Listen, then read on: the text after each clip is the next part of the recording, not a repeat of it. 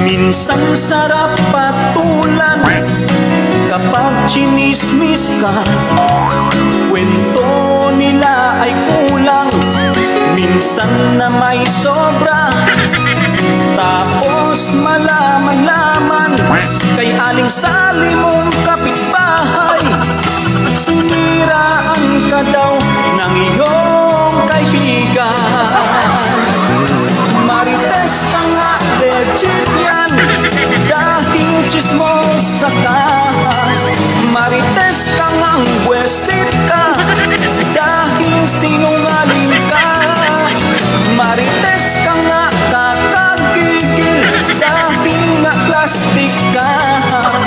Marites ka nga, sa ugali walang duda.